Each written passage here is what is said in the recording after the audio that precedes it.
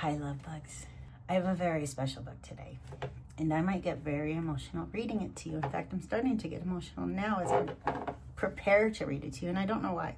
It's just that special to me. So, I was just lucky enough to come upon this book.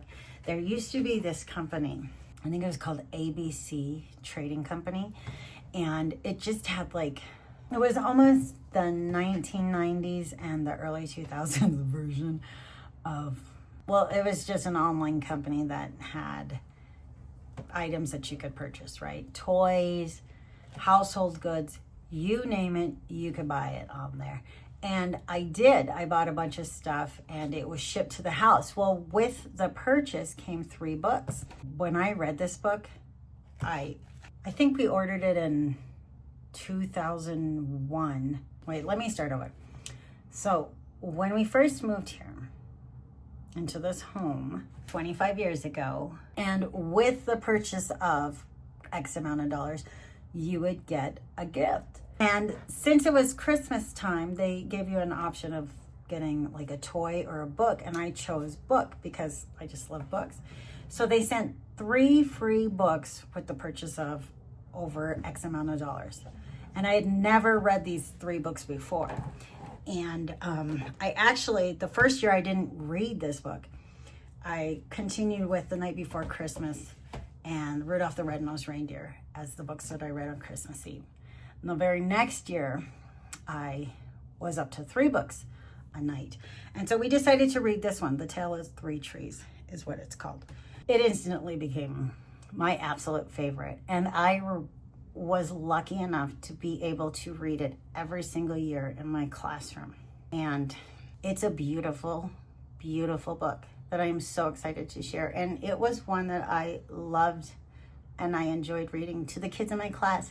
And it was one of the books that when families with older siblings that had been in my class previous years, when their parents knew I was going to be reading this book, they would join in so that I could read that to them too, or have the older sibling that I read it to previously come and join us so that I could read it again. What a blessing. Over the course of my teaching career, I have been blessed with so many wonderful families that have entered my life, and I am grateful and thankful to all of them for being in a chapter of my life and making my life amazing, truly. So this is one of the books that I got to read to the kids that I absolutely enjoyed. And I'm honestly, even though I'm kind of emotional right now, I am honestly so excited to share it with you, because this is the kind of book that needs to be shared with everyone. All right, it's called The Tale of 3 Trees. It's a traditional folk tale retold by Angela Elwell Hunt. And the illustrations are by Tom, I don't want to get his name wrong, Jonke, I think it is. And like I said, I got this as a gift for a purchase of through ABC Company. I have tried to look for it online since then, and it seems to be something hard to find. But here it is, The Tale of 3 Trees. I need my glasses. So the very first page says, for generations, the tale of 3 trees has been handed down from parents to children, retold in churches at Christmas and Easter, and even set to music and sung. As is often true of folk tales, its originator is unknown. To this person, I am deeply grateful.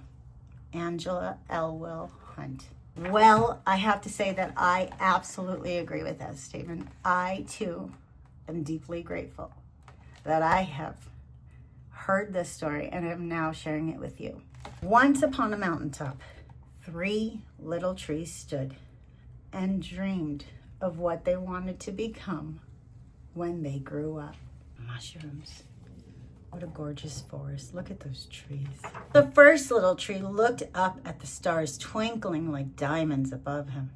I want to hold treasures, he said. I want to be covered with gold and filled with precious stones. I will be the most beautiful treasure chest in the world. He had dreams, didn't he? He wants to hold treasure. And it sounds like he has an idea of what treasure could be, right? He claims that the treasures could be gold and filled with precious stones, because in that moment, that was treasure to him. The second little tree looked out at the small stream trickling by on its way to the ocean. I want to be a strong sailing ship, he said. I want to travel mighty waters and carry powerful kings. I will be the strongest ship in the world. The third little tree looked down into the valley below where busy men and busy women worked in a busy town. I don't want to leave this mountaintop at all, she said. I want to grow so tall that when people stop to look at me, they will raise their eyes to heaven and think of God. I will be the tallest tree in the world. So she was determined to be the tallest tree in the world to show glory to God. She just wanted to stay on the mountaintop. Years passed. The rains came. The sun shone. And the little trees grew tall. One day, 3 woodcutters climbed the mountain. Wow, look at those trunks. Those are mighty trees indeed. It seems like they're bowing down to the trees, doesn't it? The first woodcutter looked at the first tree and said, "This tree is beautiful. It is perfect for me." With a swoop of his shining axe, the first tree fell. "Now I shall be made into a beautiful chest," thought the first tree. "I shall hold wonderful treasure." The second woodcutter looked at the second tree and said, "This tree is strong." With a swoop of his shining axe, the second tree fell. "Now I shall sail mighty waters," thought the second tree. "I shall be strong ship fit for kings." The third tree felt her heart sink. When the last woodcutter looked her way, she stood straight and tall. Do you remember? Do you remember why? She didn't want to be cut down. She wanted to remain on that mountaintop. She wanted people, when they saw her, to think of God. She stood straight and tall and pointed bravely to heaven. The woodcutter never looked up. "Any kind of tree will do for me," he muttered. And with a swoop of his shining axe, the third tree fell. Heartbreaking. That's not what she wanted, right? Sometimes things happen for a reason, or so they say. The first tree rejoiced when the woodcutter brought him to a carpenter's shop, but the busy carpenter was not thinking about treasure chests. Instead, his work-worn hands fashioned the tree into a feed box for animals. The once beautiful tree was not covered with gold or filled with treasure. He was coated with sawdust and filled with hay for hungry farm animals. The second tree smiled when the woodcutter took him to a shipyard, but no mighty sailing ships were being made that day. Instead, the once strong tree was hammered and sawed into a simple fishing boat, too small and too weak to sail an ocean or even a river. He was taken to a little lake. Every day he brought in loads of dead, smelly fish. Was that what he wanted? Was that what he was thinking he was going to become? Was that what he had wished for this whole time? How do you think he feels? A third tree was confused when the woodcutter cut her into strong beams and left her in a lumber yard. What happened? The once tall tree wondered. All I ever wanted to do was stay on the mountaintop and point to God. Heartbroken. Many days and nights passed, and the 3 trees, sad, nearly forgot their dreams. But one night, golden starlight poured over the first tree as a young woman placed her newborn baby in the feed box. Who do you think that baby was? The mother squeezed his hand and smiled as the starlight shone on the smooth and sturdy wood. "This manger is beautiful," she said.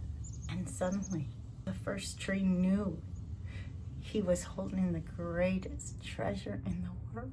Who was that baby? The King of Kings, the Lord of Lords, greatest treasure in the world. Indeed. One evening, A tired traveler and his friends crowded into the old fishing boat. The traveler fell asleep as the second tree quietly sailed out onto the lake. Soon, a thundering and thrashing storm arose. The little tree shuddered. He knew he did not have the strength to carry so many passengers safely through the wind and the rain. He was worried. He was scared. The tired man awakened. He stood up, stretched out his hands, and said, "Peace." The storm stopped as quickly as it began. And suddenly, the second tree knew he was carrying the King of heaven and earth. Oh, could you imagine? On Friday morning, the third tree was startled when her beams were yanked from the forgotten wood pile. She flinched as she was carried through an angry, jeering crowd, yelling and screaming, angry and merciless. She shuddered when soldiers nailed a man's hands to her.